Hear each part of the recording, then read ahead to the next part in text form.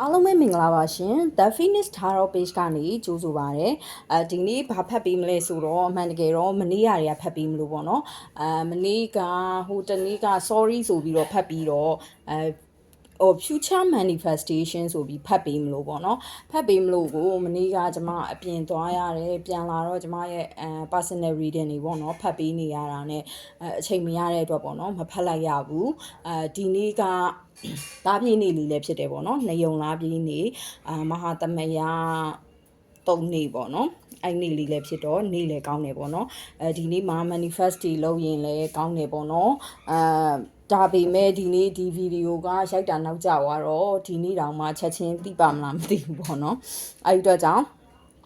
ဒီနေ့မှာ future manifestation ဆိုပြီးတော့ဗီဒီယိုလေးတင်ပေးပါမယ်ထုံးစံတိုင်း group လေး3ခုခွဲထားတယ်ပန်းလေးတွေကခူးထားပါတော့မနေ့တွေကရိုက်ဖို့အတွက်ခူးထားတော့ဒီမှာခရီးတွေဆိုရင်နွမ်းနေပြီပေါ့နော်ခူးထားမှမဟုတ်ကောက်ထားတာဆိုတော့လေဒါကလမ်းလျှောက်ပန်းလေးပါဒါလေးက group 1ဒီခရီးပန်းလေးတွေက group 2ပါ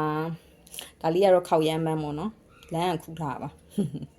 အဲ့ဒါ group 3ကြိုက်နှစ်သက်ရ group လေးတစ်ခုကိုရွေးချယ်လို့ရပါပြီမင်္ဂလာပါရှင်ဒါကတော့ group 1လေးတွေရွေးထားတဲ့လမ်းလျှောက်ပန်းလေးဖြစ်တယ်ပေါ့နော်ဒီပန်းလေးကိုနှင်းပန်းလို့လည်းခေါ်ကြရပေါ့နော်ဒါပေမဲ့လမ်းလျှောက်ပန်းလို့လည်းခေါ်ပါတယ်ညနေရောက်လာပြီဆိုတော့ပန်းလေးကပြန်ဖူးကျင်နေပြီပေါ့နော်အဲ့တော့ဒါဆိုဒီပန်းလေးကိုဖယ်လိုက်တော့မယ်နော်အဲ့ဒီတော့ group 1လေးတွေအတွက်ပေါ့နော်ရင်ဦးဆုံးဘာကြည့်ပေးမလဲဆိုရင်တော့ဒီ future manifestation မှာပေါ့နော်အခုနောက်လာမယ့်လတွေပေါ့ဒီနေ့ဆိုရင်ပဲ30ရက်နေ့ဖြစ်နေပြီเนาะလာမယ့်လတွေအတွင်းမှာကိုယ့်ကိုပေါ့နော်ဘလို့အရာတွေကစောင့်ကြိုနေလဲဘလို့တကားအသစ်တွေကစောင့်ကြိုနေလဲပေါ့နော်အဲ့ဒါလေးကိုကြည့်လိုက်မယ်တကားအသစ်တွေဆိုတော့ဒီကတ်လေးပေါ့နော်ဒီတကားနဲ့ပတ်သက်တဲ့အရာလေးကိုအရင်ကြည့်လိုက်မယ်လာမယ့်လတွေမှာ group 1လေးတွေကိုဘလို့တကားတစ်တွေပေါ့နော်ကို့အတွက်အခွင့်အလမ်းပေါ့ကွာတကားဆိုတာကတော့နားထောင်ကောင်းအောင်ပြောလိုက်တာပေါ့နော်ကို့အခွင့်အလမ်းတစ်တွေကစောင့်ကြည့်နေမလဲဟတ်ချလောင်ဝါလန်နီတင်ယူမှုတွေလောက်ရပါမယ်တဲ့ကဲ group 1လေးတွေတင်ယူလေးလာမယ်ဘာတွေကိုတင်ယူရမလဲဆိုတာတော့မသိပေမဲ့ဒါလာကြည့်တယ်မှာចောင်းသားကြီးများဘာလားမသိဘူးပေါ့နော်ဘာဖြစ်လို့လဲဆိုတော့တရက်နေ့ဆိုရင်ចောင်းနေစားတက်ရတော့မယ်အဲ့တော့ចောင်းဒါចောင်းသားလေးတွေပါရင်လည်းစာတွေအများကြီးစူးစမ်းကြပါပို့ပြီးတော့အောင်မြင်အောင်လုပ်ကြပါလို့ပြောချင်ပါတယ်နော်ကလေးတွေကိုဒီတရက်နေ့ကနေပေါ့နော်ဒီနောက်လာမဲ့လတွေမှာကိုရီးယားတင်ယူမှုတွေအများကြီးလုပ်ရပါမယ်ဒါကျမနဲ့လည်းတော့ဆိုင်မယ်ကျမဒီဂရုတော့ဘယ်ဂရုမှမရွေးထားပေါ့ဒါပေမဲ့ကျမလည်းဒီနေ့ဆိုရင်လည်းကျမတင်တန်းတစ်ခုရှိတယ်နောက်ခါကျမဒီအင်္ဂါနေ့ဆိုရင်လည်းနောက်ထပ်တင်တန်းတွေပေါ့နော်တက်နေတာကြီးလည်းရှိတယ်ပေါ့နော်အဲ့တော့ကိုနဲ့လည်းဆိုင်တယ်လို့ထင်မိသွားတာကိုပြောပြပါပြီးရင်တော့ကိုအတွက် knowledge ပေါ့နော် knowledge ဆိုတာလည်းအခုဆိုရင်ကျမတို့ဆိုဓမ္မနဲ့ပတ်သက်တာတွေ spiritual နဲ့ပတ်သက်တာတွေပေါ့နော်အဲ့ဒီဟာတွေကိုလေးလာသလိုမျိုးပေါ့ဒီလိုပဲပေါ့နော်ကျမရဲ့ client နေထဲမှာဆိုရင်လည်းdesigner နဲ့ပတ်သက်ပြီးတော့လေ့လာနေတဲ့သူတွေရှိတယ်အထည်လုပ်ငန်းရှင်တွေတော်တော်များတယ်ပေါ့နော်ကျမနဲ့ကြတော့အဲ့ဒီအထည်ပိုင်းမှာအခုပေါ့နော်သူတို့တွေလည်းတော်တော်ကြီးကိုသူတို့ကတော့ပြောတာပေါ့နော်ဒါကိုယ့်ကိုပြောအောင်ပဲပြောရလားတော့မသိဘူးပေါ့နော်အဲ့လိုမျိုးပေါ့အမနဲ့တွေ့ပြီးမှပိုပြောလာတယ်ဘာညာဆိုတော့လေအရန်စိတ်ချမ်းသာရတယ်ပေါ့နော်အရန်ဝမ်းသာရတယ်ပေါ့နော်အဲ့လိုမျိုးပေါ့နော်တကယ်ပဲကိုကသူများကိုပြောအောင်လုပ်ပြီးနိုင်တယ်ဆိုရင်လေအရန်ကိုအဲ့စကားနဲ့တော်တော်ကြီးကိုကျင်းနေနေပါပြီလို့ပြီးရင်လေးလာတင်ယူမှုတွေပေါ့နော်အစ်စ်တွေပြီးရင်ဖားလဲဆိုရင်တော့ mystery တွေပေါ့နော် mystery တွေဆိုတာလေကိုအနေနဲ့ကိုမသိသေးဘူးကွာကိုအနေနဲ့ကိုထပ်ပြီးတော့ grow up ဖြစ်စေမယ့်အရာမျိုးလေးတွေပေါ့ဒီမှာဆိုကွာဒီတကားလေးကိုကြည့်လိုက်ဒီဘက်အခန်းပေါ့ဒီဘက်ကကိုရီရှိနေတဲ့ဘက်ပေါ့ကိုရီရှိနေတဲ့ဘက်ကမှောင်တယ်အပြင်ဘက်လေးဆိုကြည့်ကွာဒီအပေါက်လေးရဲ့ဟိုဘက်ဆိုအရန်ကိုตาရပြီးအရန်လှပတယ်ပြီးရင်ဒီကာလာဆိုရင်လည်းခရမ်းရောင်လေးလိုပန်းနူးရောင်လေးလိုဆိုတော့လုံးဝလေးသိရမလားဟိုနှလုံးသားလေးလဲနူးညံ့သွားသလိုပေါ့နော်ကိုရဲ့ညံပညာလေးတွေအပြာလေးဆိုလဲအေးချမ်းနေလीเนาะပြီးရင်ဒီမှာအလင်းရောင်နဲ့နေရဲ့အလင်းရောင်လို့ပေါ့နော် solar energy ကိုလည်းမြင်လိုက်တဲ့အတွက်ဒါကိုယုံကြည်မှုရှိစေမယ် confidence တွေတိုးလာစေမယ်ဒီမှာလဲ development လို့ပါတဲ့အတွက်ကိုအောင်မြင်ကြီးပွားစေမယ်ပေါ့နော်အရာတွေကိုလေ့လာရမှာဖြစ်ပါတယ်တဲ့ကဲကျမကထုံးစံတိုင်းတားတော်လေးကမပါမပြီးဆိုတော့တားတော်လေးဆွဲကြည့်လိုက်မယ်အမှန်တကယ်တော့ဒီမေးခွန်းမှာဆိုရင်ဒီ oracle ကတ်လေးနဲ့ပြေဆုံးနေပေါ့နော်ဒါပေမဲ့လည်းကြည်ပေးခြင်းလို့ပါနော်ဝါ မှန်လိုက်တာမှန်လိုက်တာဆိုတူတူပဲဒီက the food ကျွန်တော် the food ကိုအရင်ကြိုက်တယ်ဘာဖြစ်လို့လဲဆိုတော့ the food ဆိုတာလုံးဝစတင်ခြင်းပြီးရင်သူကလေလုံးဝညံရမ်းကောင်းတာသူက Aquarius energy ညံရမ်းကောင်းတဲ့ကတ် the food စောနာကလည်းကျွန်မပြောတယ်ဒီပညာရက်တွေကိုက landing လုပ်ပြီးဆိုတဲ့ဟိုကညံကောင်းလို့ကွာကိုယ့်ရဲ့ညံရင်ညံသွေးကိုယ့်ရဲ့အုံနှောက်ကိုပို့ပြီးတော့တွေးလိုက်တာပို့ပြီးထက်မြက်လာအောင်တွေးလိုက်တဲ့အတွက်ပို့ပြီးတော့ဖွင့်ပြိုးလာမယ်ဘာပဲဖြစ်ဘာသာရေးပဲဖြစ်ဖြစ်ပညာရေးပဲဖြစ်ဖြစ်အလှပပဲဖြစ်ဖြစ်စီးပွားရေးပဲဖြစ်ဖြစ်ဘယ်အရာမဆိုကိုဘာလှုပ်ချင်တော့ကိုလှုပ်ချင်တဲ့အရာတွေကိုကိုကလှုပ်နိုင်မဲ့အရာအေးအဲ့ဒီဥစ္စာဘာလဲဆိုရင်တော့ကိုယ့်ရဲ့ intuition ကိုမေးကြည့်ပါ the fool ဆိုတဲ့ကသူကလေတခြားသူတွေထက်ကိုယုံကြည်မှုအပြည့်အဝရှိပါပြီးရင်ကိုယ့်ရဲ့ intuition တွေကမှန်တဲ့ဟာပေါ့ဥမာငါကတော့ဒီလိုမျိုးနေမဲ့အစားငါကားမောင်းတင်နေဆိုသွားတင်ပလိုက်အဲ့ဒါကိုယ့်အတွက်လိုအပ်နေလို့အဲ့လိုမျိုးပေါ့နော်ဒါမှမဟုတ်ရင်ငါလေးဟိုပေါ့နော်ဒီငါအချက်ပြုတ်ကိုဝါသနာပါတယ်အဲ့အတွက်ကြောင့်ငါဒီဟင်းချက်နီတင်တန်းနေအခုဆိုကျမရဲ့မိတ်ဆွေတယောက်ဆိုရင်အဲ့လိုမျိုးပေါ့နော် ready made တွေလှုပ်တဲ့ဟာမျိုးပေါ့နော်အဲ့လိုတင်တန်းနေတက်ပြီးတော့တကယ်ကိုနိုင်ငံသားတွေဘာတွေပို့နေရဆိုတော့အရန်အောင်မြင်နေပေါ့နော်ကျမတော့မှန်တိုင်းပြောမသိဘူးပေါ့နော်အဲ့လိုမျိုးတွေသိနေတော့မှအဲ့ line ဘက်ရောက်သွားနိုင်တယ်ပေါ့နော်ကျမဆက်စချင်း grow up ဖြစ်တာပေါ့နော်grow up ဖြစ်တဲ့အချိန်မှာဒါနည်းနည်းလေးထည့်ပြောပြပါပေါ့နော်ကျမအစားအသောက်တွေရောင်းခဲ့ဘူးတယ်ပေါ့နော်ဒါပေမဲ့အဲ့လိုမျိုးတွေပေါ့နော်အဲ့လိုမျိုးတွေလှုပ်ချင်တာ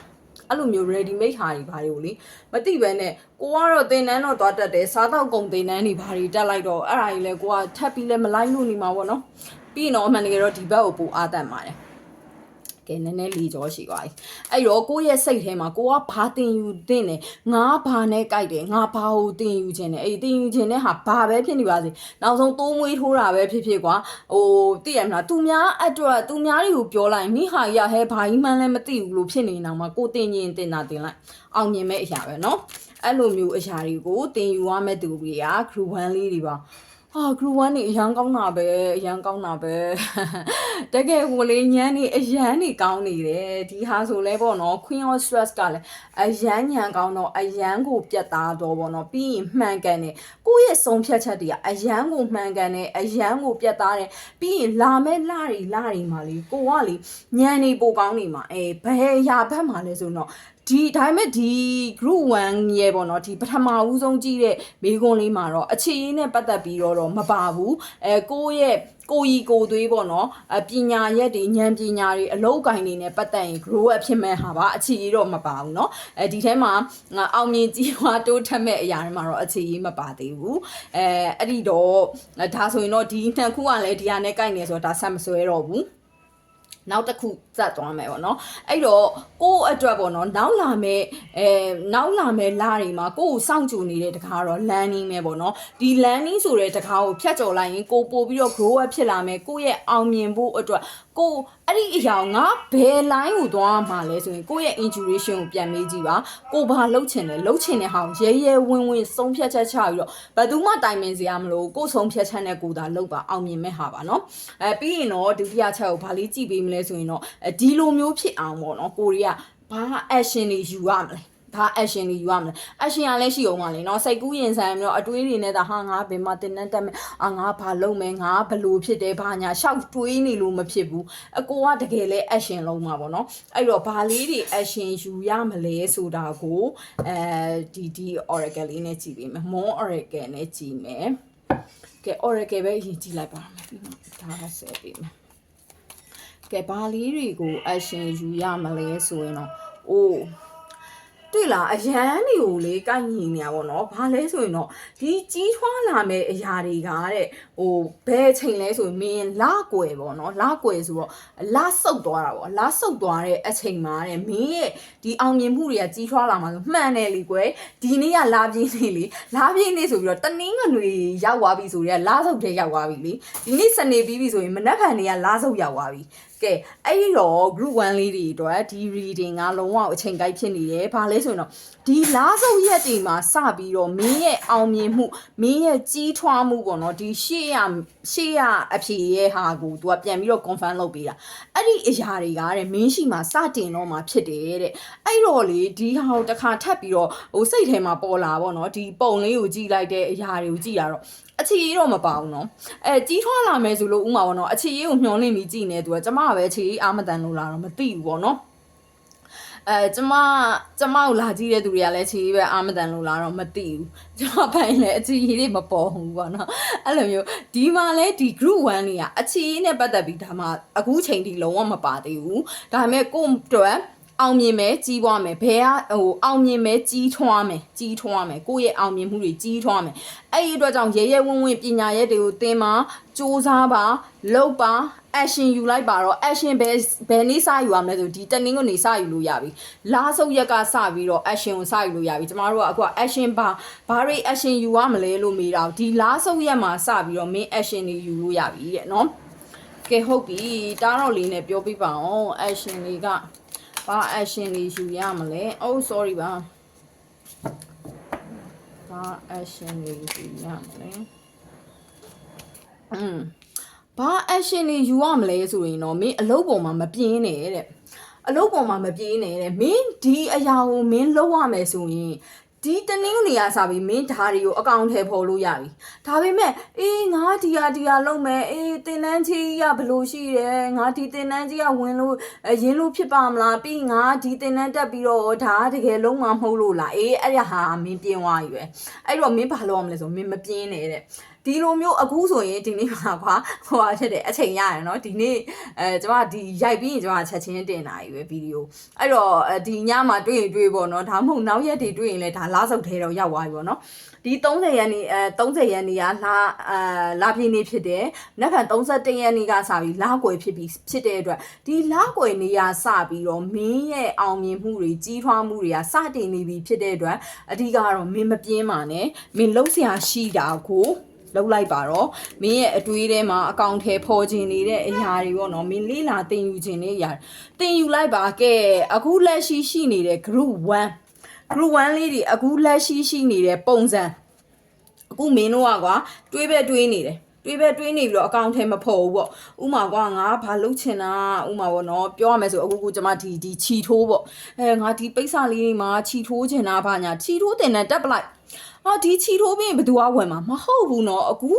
အချိန်ခါလေကျမလေးလာကြည့်တာဘာလဲဆိုတော့ကိုကလေကိုဟာနဲ့ကို action ယူပြီးတော့ပေါ့เนาะစမ်းသစ်တီထွင်မှုများလုံးနိုင်အဲ့လိုအောင်မြင်တာပဲအဲ့ဒီတော့ကြောင့်ဒီလိုမျိုးတက်ချင်လှုပ်ချပလိုက်ပြီးရင်ငါဘာလုပ်ရမလဲသူများနဲ့မတူတဲ့အရာကိုလုပ်နိုင်အောင်ကြိုးစားအဲ့ဒါဆိုအောင်မြင်တယ်အဲ့လိုမျိုးပဲပေါ့ဒါမဟုတ်ပဲနဲ့အခုဆိုရင်ကွာဟိုလေးလေးဘာတော့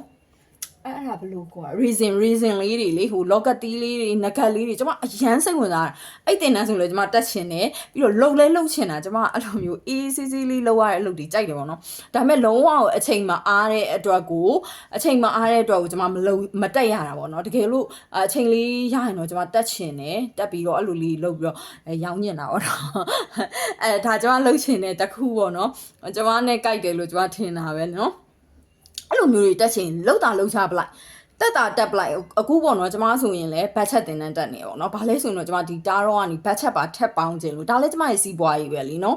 ပြီးရင်သူများကိုလည်းမမှန်ကန်ဖတ်ပေးခြင်းနဲ့အဲ့ဒါကျမကလည်းဒါကျမဒီ grow up လောက်တာပဲပေါ့နော်အဲ့ဒါ group 1လေးတွေကိုဥပမာပြောပြနော် group 1လေးတွေအားကြောင့်မို့စိတ်ထဲမှာပေါ်တဲ့အရာကိုမင်းမပြင်းမရိနဲ့မင်းပေါ်လာရင်မဖြစ်တဲ့နည်းနဲ့ဖြစ်အောင်ကိုလုပ်ပါပြီးမင်းအခုရှိနေတဲ့ဒီဘက်အခုဒီနေ့အထိဒီ30ရက်နေ့အထိရှိနေတဲ့ group 1ဆိုတဲ့အရာကို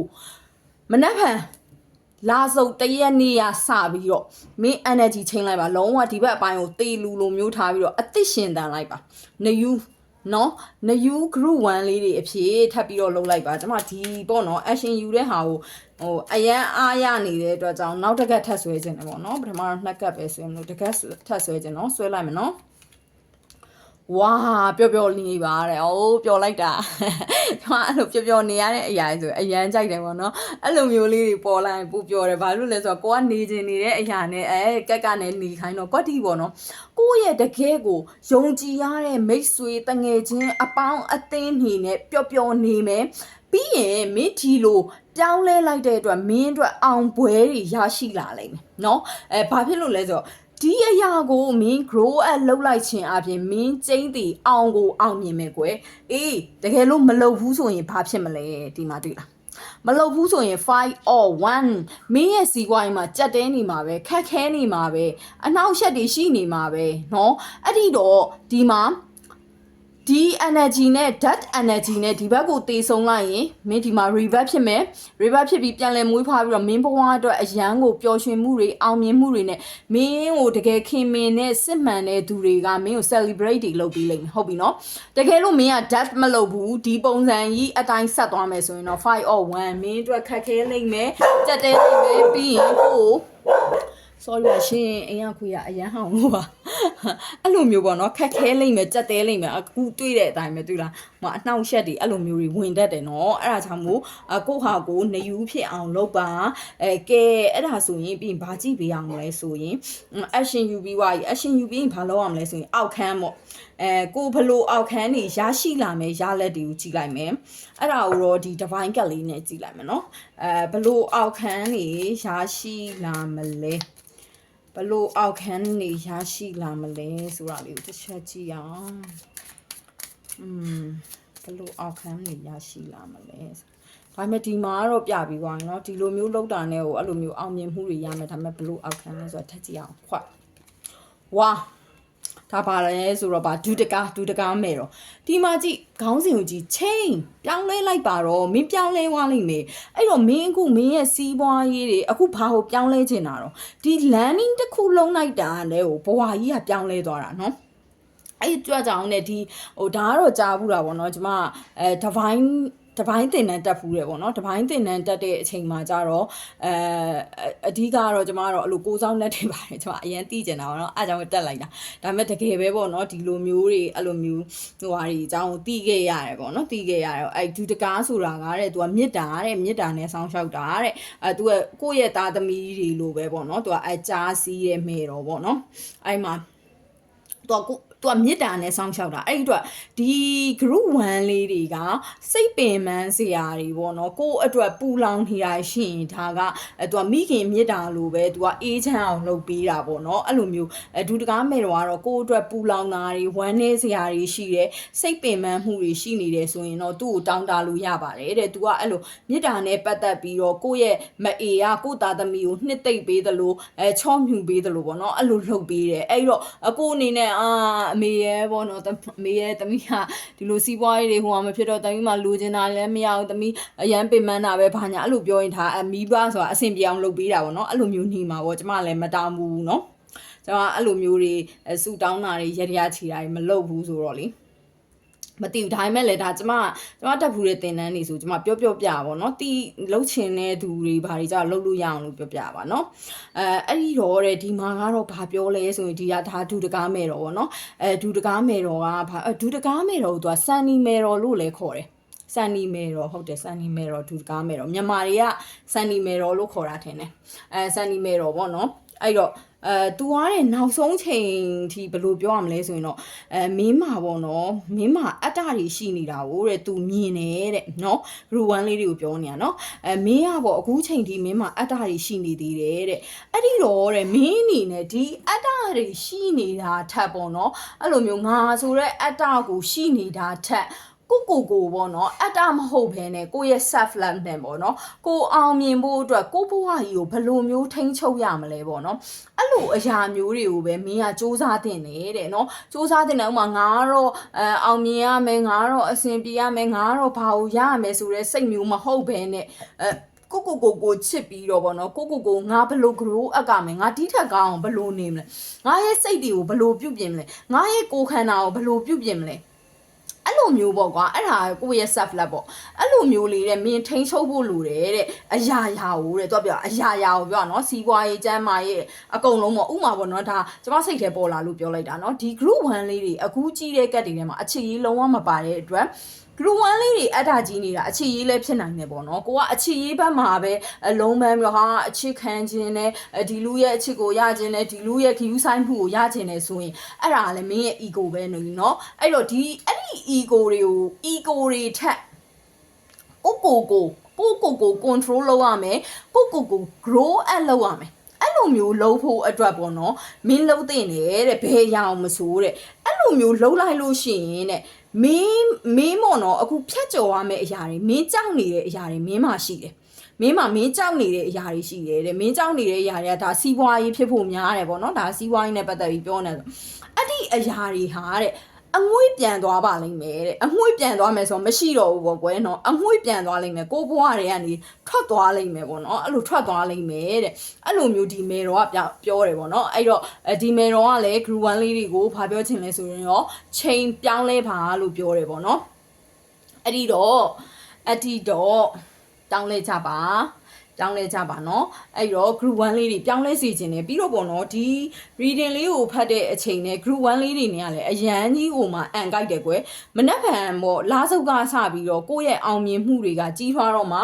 ပြီးရင်ကိုယ့်အတွက် learning လုပ်ပါကိုယ့်အတွက် learning လုပ်ခြင်းဟာကိုယ့်ရဲ့အောင်မြင်ခြင်းမှာတကယ်ကိုကိုယ့်ရဲ့ဒီဘဝတစ်ကိုကူးရမယ်တကားပေါက်တစ်ပေါက်ကိုဖြစ်နေတာပေါ့နော်အဲ့ဒီအတွက်ကြောင့်လန်နီနေလှုပ်စေချင်ပါတယ်ဒီအတွက်ပေါ့နော်ဒီအတွက်ကတော့အမှန်တကယ်တော့ပြည့်စုံနေပြီဒါပေမဲ့ကျွန်မတာတော့ထပ်ဆွဲချင်သေးတယ်ပေါ့နော်ကျွန်မကထုံးစံတိုင်းပေါ့နော်အရန်စကားများတယ်ပေါ့ကဲ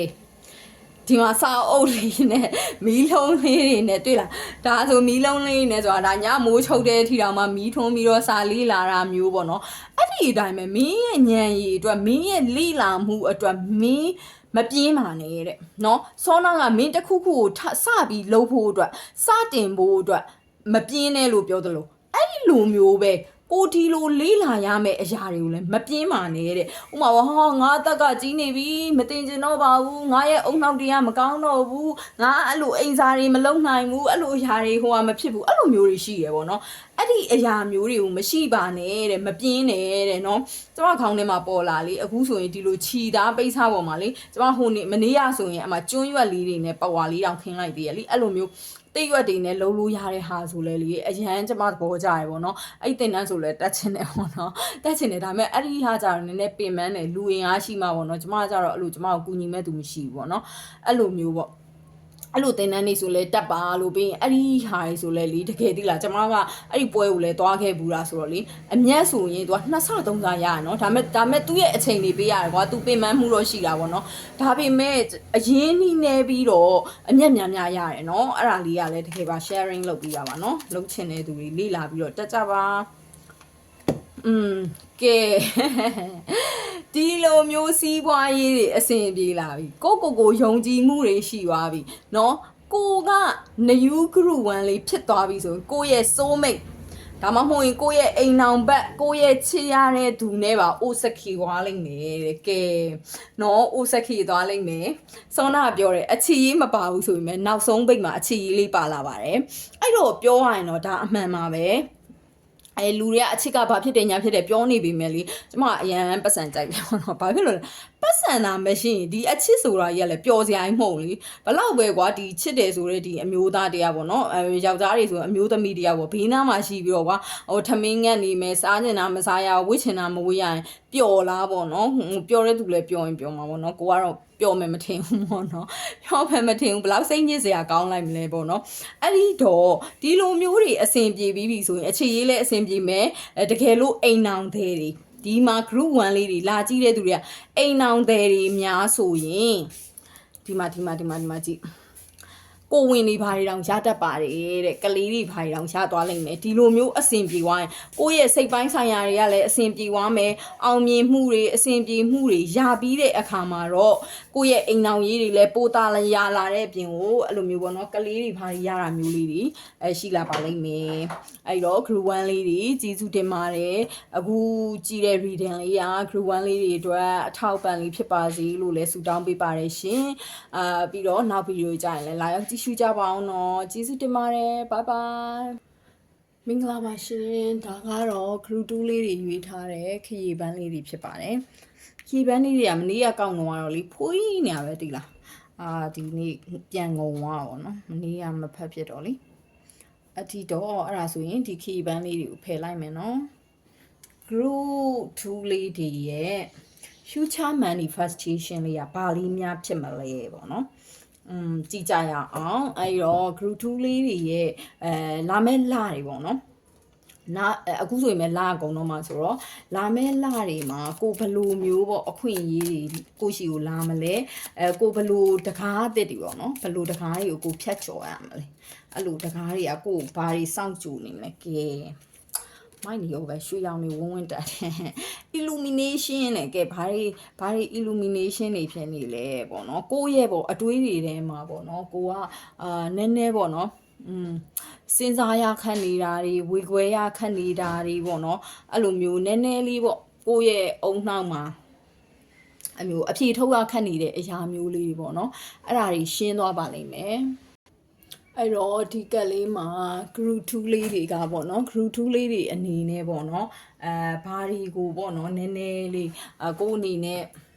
အဖြေရှာရခက်နေတာမျိုးလေးတွေပေါ့နော်အဲ့လိုအရာမျိုးလေးတွေမှာဆိုရင်အလင်းပွင့်သွားမှာမျိုးလေးပေါ့နော်အခုဒီပုံလေးမှာကြည့်မယ်ဆိုရင်လည်းဒီဘက်ကမှောင်နေပေါ့ကွယ်ဟိုဘက်ကဆိုရင်ဒီမှာအလင်းတွေအများကြီးနဲ့ဒီမှာလှေကားတစ်တွေနေဆိုတော့ကိုယ့်ရဲ့ညံပေါ့ညံနဲ့ပတ်သက်ပြီးတော့ကိုယ့်ရဲ့ညံရည်ထဲမှာကိုတစ်ခုခုစဉ်းစားမရတာတွေဘာတွေအဲ့လိုမျိုးဖြစ်နေတဲ့အရာတွေကတကားလေးပွင့်ပြီးတော့ကိုအလင်းရသွားတာမျိုးပေါ့နော်အဲ့လိုမျိုးလေးတွေရှိပါတယ်ပြီးရင်ကိုယ့်အနေနဲ့ပေါ့နော်ညံလေးနေပွင့်သွားမယ်တခုခုအမှန်ကိုသိသွားပါတော့ပြီးရင်ကိုယ့်ရဲ့သိရမလားကာတွန်ကားတွေတွေကတင်းဆိုပြီးမီးလုံးလေးလင်းသွားတယ်လို့မျိုးပေါ့နော်အဲ့လိုမျိုးလေးဖြစ်မယ်ပြီးရင်တကယ်လို့ပေါ့နော်ကိုရီအနေနဲ့ပေါ့ကွာမှာပေါ့တခုခုပေါ့အဖြေရှာခန့်နေရပေါ့ကွာဥမာကိစ္စတစ်ခုခုပေါ့ကိစ္စတစ်ခုခုဖြစ်ထားတယ်ဆိုရင်လည်းအဲ့ဒီအရာကအမှန်တရားတွေပေါ်လာတာမျိုးပေါ့နော်အဲ့လိုမျိုးလေးတွေရှိမယ်ပြီးရင်တကယ်လို့ပေါ့နော်ကိုကတခုခုကိုပေါ့ကိုသိစရာရှိတယ်ပေါ့နော်ကိုပြောမှဆိုအမှန်တရားတွေကိုသိလာမှာကွာကိုမသိသေးတဲ့အမှန်တရားတွေဆိုရင်လည်းသိလာတာမျိုးလေးရှိတယ်ပေါ့နော်အဲ့လိုမျိုးလေးတွေတွေ့ရပါတယ်အဲ့တော့ဒီလမ်းကြောင်းကဘာလဲဆိုရင်တော့ကို့မှာပိတ်ဆို့နေတဲ့အရာတွေပေါ့နော်ကို့ဖွားကြီးမှာမရေရာတဲ့အရာတွေဖြစ်မယ်တခုခုပေါ့အဲ့မရေရာမှုတွေပေါ့နော်ကိုအတွက်ပေါ့ငါဘာဆက်ဖြစ်မယ်မှန်းမသိပဲနဲ့မွန်းကျက်နေတဲ့အရာမျိုးတွေရှိတယ်အခုအချိန်ခါဆိုရင်ကွာလူသားတိုင်းလိုပေါ့နော်ဒီကဘာမှာဖြစ်နေတာစီဝါရေးအကြက်တဲကြုံတာမျိုးတွေဘာတွေရှိနေကြတာဆိုတော့လေအဲ့တော့တခါရင်ညရင်လေကိုယ်တိုင်တောင်မှပေါ့နော်ကျမကိုယ်တိုင်လည်းတခါညရင်ကိုယ့်ရဲ့ရှေ့ရေးစဉ်းစားလိုက်ဘာမှမသိပဲနဲ့စိတ်ပင်ပန်းသွားတာရှိတယ်ပေါ့နော်ဒါပေမဲ့အဲ့လိုမျိုးကြာရင်အဲ့လိုမျိုးပေါ့စိတ်ဓာတ်တွေကျသွားတာမျိုးလေးရှိတယ်ပေါ့နော်အဲ့လိုမျိုးလေးတွေဖြစ်သွားလို့ရှိရင်ဒါ group 2လေးတွေအတွက်လည်းကောင်းတယ်ပေါ့နော်ဒါ group 2လေးတွေကဒီတကားပေါ့နော်အခုနောက်လာမယ်လတွေမှာဆိုရင်အဲ့လမ်းကြောင်းတွေကပွင့်သွားပြီးတော့ကိုဘဝကအဆင့်တစ်ခုကိုနောက်ထပ်ပေါ့ဒီအခုရှိနေတဲ့ထက်ပို့ပြီးကောင်းမွန်တဲ့အရာတွေကပို့ပြီးတော့ကူးပြောင်းလာမှာပေါ့နော်ပြီးရင်ကိုဖွားကြီးထဲမှာကိုသတိမပြုတ်သေးတဲ့အရာတွေပေါ့သတိမပြုတ်မိသေးတဲ့အတွေးခေါ်တွေပွင့်လာတာမျိုးပေါ့ဥမာငါဘာလုပ်လို့ရတာပဲငါငွေကြေးဆိုရင်လည်းငါဘယ်လိုလုပ်လှဲလို့ရတာပဲပေါ့နော်အဲ့မျိုးကိုအတွက်မွန်းကျက်နေတဲ့အရာတွေကနေပြီးတော့ကိုတခုခုပေါ့နော်ရုပ်ရှင်တွေတွေကလို့မီးလုံးလေးတင်းနဲ့လင်းသွားတယ်လို့အော်ဒီလိုလုပ်လို့ရတာပဲဆိုတာမျိုးလေးပေါ့နော်ပေါ်လာတာလေးရှိပါတယ်အဲ့တော့တာတော့လေးနဲ့ဆွဲကြည့်လိုက်အောင်ကဲရပြီဟုတ်ပါတယ်စီးပွားရေးပါပဲရှင်ကဲစီးပွားရေးလားပညာရေးလားเนาะအခြေရေးတော့မဟုတ်ဘူးเนาะအခြေတော့မဟုတ်ဘူးစီးပွားရေးပညာရေးပေါ့ကိုယ့်အတွက်အောင်မြင်မဲ့အရာတစ်ခုပေါ့เนาะကျမစိတ်ထင်တော့စီးပွားရေးငွေရေးကြေးရေးပေါ့เนาะစီးပွားရေးနဲ့ငွေရေးကြေးလို့ထင်ပါတယ်အဲ့ဒီအရာတွေမှာအောင်မြင်သွားပါလိမ့်မယ်ဒီမှာတွေ့ရလားကျမစောနာပြောတင်းနဲ့ဆိုမီးလုံးလေးလင်းတယ်လို့အမမီးလုံးလေးလင်းပြီးတော့ဒီမှာကွာဒီလူကလေပျော်နေတာပါဇက်ကြီးကိုဖျဲပြီးတော့အော်အေးဒီလိုလုပ်လို့ရတာပဲမဟုတ်ပါတော့ပတ်စံဟောငါဘယ်လိုလုပ်ရမလဲမသိဘူးငါပတ်စံနေရခက်ခဲနေရဘာညာအဲ့ဒီအချိန်မှာကုညီမဲ့သူပေါ်လာတာမျိုးပေါ့ဒါမှမဟုတ်ရင်လည်းအော်ငါဘယ်ရအောင်မှာပဲအော်ငါဘယ်မှာပတ်စံရှိတာပဲအဲ့လိုမျိုးပေါ့နော်ကိုကသူ့ဟာနဲ့သူအဆင်ပြေသွားပါလိမ့်မယ်တဲ့နော်အဆင်ပြေသွားပါလိမ့်မယ်ဒီကက်လေးကြရင်လေဒီကက်ကိုအခုဘလို့ကြိုက်နေမှမသိဘူး။ဘာဖြစ်လို့လဲဆိုတော့ dead rebirth ဆိုတာတော့အမှန်တကယ် dead cat ဆိုတာကတော့ဒါအခြေရေးတွေပါဆိုတော့ပြီးဆုံးတဲ့ကက်ပေါ့။ဒါပေမဲ့ကွာဒီလိုမျိုးငွေကြေးအဆင်မပြေမှုတွေကပြီးဆုံးလေကောင်းလေပေါ့မဟုတ်ဘူးလား။အဲ့တော့ကျွန်မဒီကက်ကိုအရင်ကြိုက်တယ်ရှင်။အဲ့တော့ဒီ group 2လေးတွေရဲ့အဆင်မပြေမှုတွေဘာလို့လောရမှန်းမသိဘူးကိုယ့်အတွက်ပေါ့နော်နည်းနည်းအတွေးလေးတွေကြက်နေတဲ့အရာလေးတွေကပြီးဆုံးပါလိမ့်မယ်တဲ့။နောက်လာတွေကစပြီးတော့ကိုယ့်အနေနဲ့နယူgroup 2လေးတွေဖြစ်ပြီးတော့ငွေကြေးနဲ့ပတ်သက်ပြီးဒီမှာတွေ့လား ငွေကြေးနဲ့ပတ်သက်ပြီးကူညီမဲ့သူပေါ်လာတာမျိုးအဲ့ပေါ်တော့ကိုယ်အနေနဲ့ဟာငွေကြေးနဲ့ပတ်သက်ပြီးတော့ငါ့ကိုကူညီမဲ့သူဘယ်သူမှလည်းမရှိဘူးဆိုအဲ့မှာကိုယ့်ရဲ့အတွေ့အပေါ်လာအော်ဘသူရှိရဘလို့လှဲလို့ရပဲတချို့ຢာတွေကကွာရှိုးလူတွေကလေပတ်စံချီးတာတို့ဘာလို့ဆိုရင်လေနည်းနည်းလေးပေါ့နော်ပင်မန်းတယ်ပေါ့ကွယ်ဝင်ပြီးတယ်လို့ထင်တာဒါပေမဲ့လေအမှန်တကယ်တော့ဒီငွေကြေးချီးတယ်လို့ဘာလို့ဆိုတာလေကျေးဇူးတင်စရာပေါ့နော်ကိုတခုခုလိုအပ်နေတဲ့အချိန်မှာကွယ်ဒီအရာကိုသုံးဖို့အတွက်ပေါ့နော်ဟိုပတ်စံလှဲဖို့ရလိုက်ခြင်းဟာလေဒါကိုယ့်ရဲ့ကံကောင်းခြင်းပါပဲအဲ့ဒီအတွက်ကြောင့်ပေါ့နော်ကိုကအတိုးပေးနေရတယ်ဆိုရင်တော့ကိုအနေနဲ့ကျေးဇူးတင်ပြီးတော့အဲ့ဒီလိုမျိုးငါခက်ခဲနေတဲ့အချိန်မှာငါ့ကိုဒီလိုမျိုးငွေသားလာကူညီတယ်တကယ်လို့ပေါ့နော်ဒီကူညီတဲ့သူကကိုကိုအတိုးနဲ့ချီးတယ်ဆိုရင်တော့အဲ့လိုကျေးဇူးတင်ပါကျေးဇူးတင်ပေးပါအဲ့ဒီကျေးဇူးတင်ခြင်းအပြင်အဲ့ဒီအကျိုးရကြည်ပါတယ်သူဟာနဲ့သူအဆင်ပြေပြီးအောင်မြင်ပါလိမ့်မယ်အဲ့ဒါမှမဟုတ်ဘဲနဲ့အမလီဟဲငါမလေးဘလို့ခက်ခဲနေတာကိုအတိုးယူရက်တဲ့အပူစာတွေပဲစားကြပေါ့အမေလူတွေအဲ့လိုကြားဘူးတာပေါ့နော်ကြားဘူးတော့စဉ်းစားကြည့်လေကိုလိုလို့လေ तू ကချီးရသေးတယ်ကိုလိုတော့ယူတော့ဝမ်းသာအာရနဲ့ရသလောက်အကုန်ယူကြပြီးတော့ပြန်ဆက်ရမယ့်အချိန်ကြမှာဟိုတဲ့မလားချီးတဲ့ तू ကမတရားအစတွေကကွယ် तू အတိုးဘလောက် तू ဘလို့ဆက်ရမယ်ဆိုတော့ကြိုပြောပြီးသား तू မတရားစားလို့ရှိရင်သူ့ရဲ့ကံတရား तू ခံရလိမ့်မယ်အဲ့တော့ကိုကဂတိကဝတ်ပြုထားရဲဆိုအဲ့ဒီအတိုင်းပေးကိုပေးရမှာပဲသိရမလားအစတွေကမပေးနိုင်ဘူးဆိုရင်မချီးနဲ့အဲ့လိုမျိုးပေါ့နော်အဲ့တော့တကယ်လို့ချီးပြီးွားရင်မလားကျေးဇူးတင်ကျေးဇူးမကန်းနဲ့เนาะအဲ့ဒါလေးကဘာဖြစ်လို့လဲဆိုတော့ဒီမှာကဒါ group 2လေးတွေကတက်ရောက်သေးမဟုတ်ပဲတခြားသူရဲ့လက်ပါနေတဲ့အတွက်ဥမာပေါ့ကွာကိုကူညီပြီးတော့မဟုတ်ဘိုးလိုမျိုးအင်ရော့ဆိုပြီးအပီးပေးလို့ရရင်အကြောင်းမဟုတ်ဘူးဟဲ့လို့အဲ့လိုမျိုးကိုအတိုးတွေပိုင်းနဲ့ကူညီခဲ့တယ်ဆိုရင်လေကိုအနေနဲ့အမလီဟဲအဆင်ပြေတယ်ဆိုတာဘာကြီးတော့ဟိုဟာဖြစ်တာကိုမလီအတိုးကဘလောက်တလောက်ငါမှအကျွေးဘလောက်တင်သွားပြီဆိုရင်အဲ့လိုလေတချို့ကအဲ့လိုမျိုးပေါ့နော်အရန်ပူပင်တတ်တဲ့သူတွေကသူတို့ကိုသူတို့လူတော်လို့ထင်ကြတာပေါ့နော်အဲ့လိုမပူပင်တတ်တဲ့သူတွေဆိုဟဲပူပင်မရှိဘူးအုံနောက်ထဲမှာသိမလားဘာမှမပူပင်တတ်ဘူးဆိုအဲ့လူတွေကိုညံ့နေလို့ထင်တာအမှန်တကယ်တော့မဟုတ်ဘူးအဲ့ဒီမပူပင်တတ်တဲ့သူတွေကအစင်ပို့ပြီးတော့ပြည်တယ်ပေါ့နော်အဲ့လိုပူပင်လေးပို့ပြီးတော့ကြန့်ကြာလေးပေါ့နော်အဲ့လိုမျိုးလေးတွေဖြစ်တတ်ပါတယ်လို့ဒါကတော့ကျွန်မကစိတ်ပညာနဲ့ပတ်သက်ပြီးတော့လေ့လာမှုတဲ့အရာလေးကိုပြောတာဖြစ်ပါတယ်အဲ့တော့ကို့အနေနဲ့ဒီငွေကြေးနဲ့ပတ်သက်ပြီးတော့ခက်ခဲနေတဲ့အရာလေးကအလင်းပွင့်ပြီးတော့ကူညီမဲ့သူပေါ်လာပါလိမ့်မယ်အဲ့ဒီအတွက်ကြောင့်ပေါ့နော်ဘာတွေ action ယူရမလဲဆိုတာလေးကို Moon Oracle လေးနဲ့တစ်ချက်ကြည့်မယ်ကွယ်ဘာ action တွေလုံးအောင်လဲဆိုတော့တခုခုကတော့ကိုကတော့ action လုံးရမှာလीเนาะတွေးနေုံနဲ့မပြီးဘူးကွာကိုကတကယ် action လဲလုံးအောင်ကဲ action လေးကလှလိုက်တာဟဲ့ဘာသာရေးတွေလုံးကြနော်ဘာသာရေးတွေလုံးကြပါဘာသာရေးလုံးတာကောင်းပါတယ်စောနာကျွန်မပြောသလိုပေါ့နော်ကိုကိုကူညီတဲ့သူတွေကိုအတိုးတွေနဲ့ပဲယူပြီးတော့ချီးတယ်ပဲပြောအဲ့ဒီလူတွေပေါ်မှာမေတ္တာတရားတွေပွားများပါကျေးဇူးတရားတွေပွားများပါနော်ဘာသာရေးနဲ့ပဲတကယ်ကိုဘာသာရေးနဲ့ပဲလုပ်ပါပေါ့နော်ဒီမှာပါလဲဆိုတော့မင်းရဲ့အိမ်မက်တွေပေါ့နော်ဒီ new moon ဆိုတော့ဒီလာပြီပေါ့ဒီနေ့ပေါ့နော်ဒီနေ့ကလာပြီနေဟိုကနေုံလာပြီနေဒီလာပြီနေရဲ့အောက်မှာတဲ့မင်းရဲ့အိမ်မက်တွေကပြေးဝလာပါမယ်တဲ့အဲ့တော့ဒီလာပြီနေလေးရပေါ့နော်လူတွေအတွက်ပေါ့နော်လူတွေအတွက်ဆိုတာထက်အခုကျမတို့ဒီကလာကြည့်ရဆိုကျမတို့လည်းဒါအုပ်စုလေးတစ်ခုလိုဖြစ်နေတာပေါ့နော်ကိုလူလေးနဲ့ကျမ follower လည်းအများကြီးရှိတာမဟုတ်လေနော်ကြည့်တဲ့သူတွေလည်းအဲ့လောက်များတာမဟုတ်တဲ့အတွက်ဒါကျမတို့အဖွဲ့လေးတေးသေးလေးအတွက်တော့ကံကောင်းချင်းတွေလာမဲ့လာပြင်းနေလေးဆိုတာကိုကျမယုံကြည်တယ်ပေါ့နော်အဲ့ဒီအတွက်ကြောင့်ねဒီလာပြင်းနေမှာမင်းရဲ့အိမ်မက်တွေကရှင်တန်လာတော့မှာဖြစ်ပါတယ်အဲ့တော့ဒီနေ့လေးမှာပေါ့နော်ဖြစ်စီချင်တာတော့ဖြစ်နိုင်လို့ရှင်မဟာသမယတုတ်လေးရွတ်လိုက်ပါလားပေါ့နော်ဒီနေ့ကမဟာသမယတုတ်နေ့လေးလည်းဖြစ်တဲ့အတွက်ကြောင့်ပေါ့နော်မဟာသမယတုတ်လေးလည်းရွတ်ရင်ရွတ်ပါရှင်ကဲဒီမှာလာပြီးဆုံးတာပြောတယ်ဘာသာရေးတွေလုံးဆိုတဲ့အတိုင်းကိုပြူးတဲ့ကံကိုပြန်ခံရမှာဒီလာပြည့်တွေ့လားမလာပြည့်နေတော့လာရောင်ရဲ့အောက်မှာအဲ့တော့မင်းကဘာတွေပြုတ်ချင်တာတော့အဲ့တော့ကိုပြုတ်တဲ့အရာကိုပြန်ခံရမယ်ဆိုတော့ကိုသိနေမှာတော့ကိုကောင်းတာပဲလုပ်တော့မှာပေါ့မကောင်းတာလုပ်ရင်မကောင်းတာပြန်ခံရမှာဖြစ်တဲ့အတွက်ကိုအနေနဲ့ဒီလာပြင်းနေမှာဖျားတရားတွေလုပ်မယ်ပြီးရင်ဒီမဟာသမယသုံးရွတ်တာမျိုးပရိတ်တွေရွတ်တာမျိုးပေါ့ကွာအဲ့လိုမျိုးတွေလုပ်မယ်ပြီးရင်ဒီလိုမျိုးကိုငွေကြေးကူညီတဲ့သူတွေအားလုံးကိုသူတို့ရဲ့မျက်နှာလေးတွေဖော်ပြီးတော့သူတို့ကိုအာယုံတွေပြုပြီးတော့မေတ္တာသုံးရွတ်တာမျိုးဒါမှမဟုတ်ရင်လည်းမေတ္တာပို့တာမျိုးပေါ့နော်အဲ့လိုမျိုးလေးတွေလုပ်ပေးပါနော်အဲ့လိုလုပ်ပေးတင်တယ်ပေါ့နော်အဲ့လိုလုပ်ပေးခြင်းအပြင်ကိုဘွားအဆင်ပြေလာပါလိမ့်မယ်ဒီငွေကြေးတွေအလုပ်ကိုင်းနေเนาะအဆင်ပြေလာလိမ့်မယ်เนาะ ဟုတ်ပါ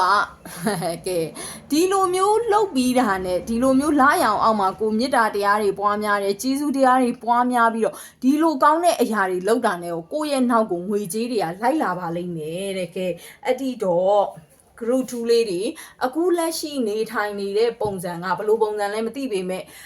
ကျင်းတည်တာကတော့ငွေကြေးနဲ့ပတ်သက်ပြီးခေါင်းနှောင်းနေတယ်စိတ်ပင်ပန်းနေတယ်ဘယ်ကနေဘယ်လိုလုပ်မလဲဘယ်ကနေအဆင်ပြေမလဲငါရဲ့ဥမာပေါ့ကွာအကျွေးပဲဖြစ်ဖြစ်တစ်ခုခုပေါ့ကွာငွေကြေးနဲ့ပတ်သက်ပြီးရှင်းစရာတစ်ခုခုပေါ့နော်အခုဆိုရင်ဘာဖြစ်အကြောင်းနေဆိုလဲဖွင့်တော့မှာဆိုဒါကလေးမိဘတွေဆိုကွာအကြောင်းစိတ်တွေကုန်တာတွေရှိမယ်အဲ့လိုမျိုးပေါ့နော်ကိုသားသမီးတွေအတွက်ငွေကြေးတွေကုန်တာမျိုးလေးတွေစဉ်းစားနေရတာရှိမယ်ပေါ့နော်အဲ့ဒီအရာတွေကဒီလားပြင်းနေမှာကိုရဲ့ပေါ့နော်ကောင်းတာတွေလုပ်ရင်ကောင်းတဲ့အရာတွေကိုရှိကိုရောက်လာမယ်မကောင်းတာတွေလုပ်နေတော့မဟုတ်နော်ကိုကလေကိုကိုကူညီတဲ့သူတွေကိုအမလေးဟဲအတိုးကဘလောက်ယူတာမရှိတဲ့ဂျားတွေယူရက်တယ်ဘာညာပေါ့နော်အဲ့လိုလူတွေအရန်ပြောတတ်တယ်လीအဲ့လိုအရာတွေပြောနေတော့ကိုအတွက်ဒီငွေကြေးရခက်ခဲသွားမှာပဲနော်ခက်ခဲသွားလိမ့်မယ်ဒီမှာတွေ့လာ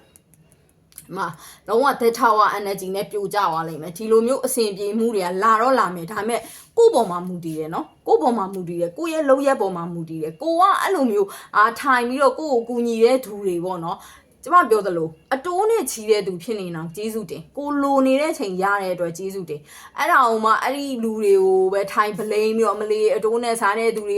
ကဘလို့ဖြစ်မှာဘလို့ဒုက္ခရောက်မှာဘလို့ပေါ့ကိုကြတော့အဲ့ဆိုသွားမိယူလဲလေနော်ခိုးကြတော့ယူထားပြီးတော့အကျွေးပြန်မဆက်ချင်တော့အဲ့လိုမျိုးပေါ့နော်အကျွေးပေးပတ်စံချီတဲ့သူတွေကိုအဲ့လိုမျိုးတွေပြောလို့ရှိရင်နော်ကိုအနေနဲ့ဒီငွေကြေးတွေက dead tower energy နဲ့ပဲကိုလုံးဝရမှာမဟုတ်ဘူးတကယ်လို့ကိုကတော့မေတ္တာတရားတွေပွားများမယ်အဲ့လူတွေကိုကျေးဇူးတင်မယ်ဆိုရင်တော့ဒီမှာငွေကြေးတွေကကိုရဲ့နောက်ကိုလိုက်လာပါလိမ့်မယ်နော်အဲ့တော့ကဲဒီလိုမျိုးလောက်ရက်တွေရဲ့ outcome ကတော့ဒီမှာထွက်ပြီးသွားပြီအဲ့ဒီ outcome တွေကဘယ်လိုရရှိလာမလဲပေါ့ကွယ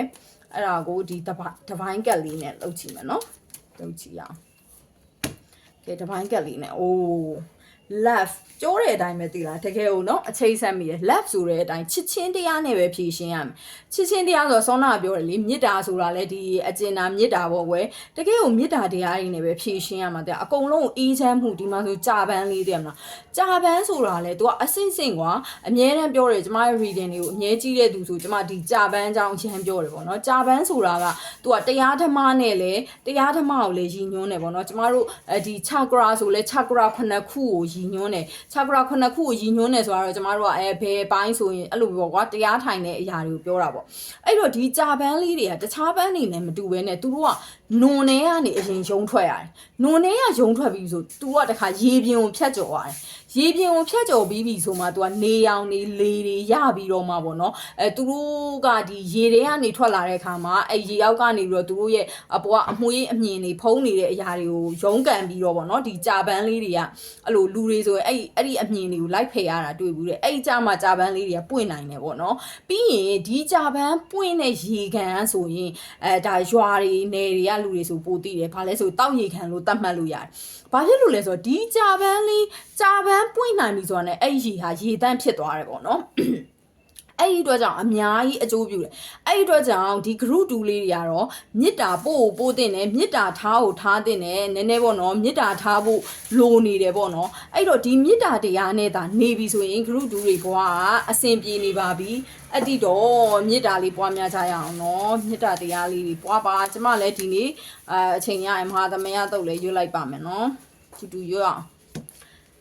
ကဲဟုတ်ပါမေတ္တာတွေလိုနေပါပြီเนาะကိုကဥမာပေါ့ကွာကိုအနေနဲ့အခုအရန်ပင်ပန်းနေတယ်အရန်ကိုစိတ်ပင်ပန်းနေတယ်ငွေကြေးနဲ့ပတ်သက်ပြီးတော့ဥမာပေါ့ကွာကိုကလေကိုရဲ့တငယ်ချင်းတွေရှိရလဲကူညီတောင်းတာတွေမရဘူးပေါ့မရတဲ့အခါမှာလူဆိုတာကူညီလိုတဲ့အခါမရတဲ့အခါမှာဝမ်းနေတယ်ကွာဝမ်းနေတဲ့အခါဒေါသတွေထွက်တယ်သူတို့ကိုဗလိန်ပြီးမယ်ပြောမိတယ်ပြီးရင်ကိုအနေနဲ့အားငယ်ပြီးတော့ကိုခွေခောက်နေတာမျိုးလေးဒီမှာတွေ့ရမလားအဲ့လိုမျိုးခွေခောက်ပြီးစိတ်ပင်ပန်းနေမဲ့အစား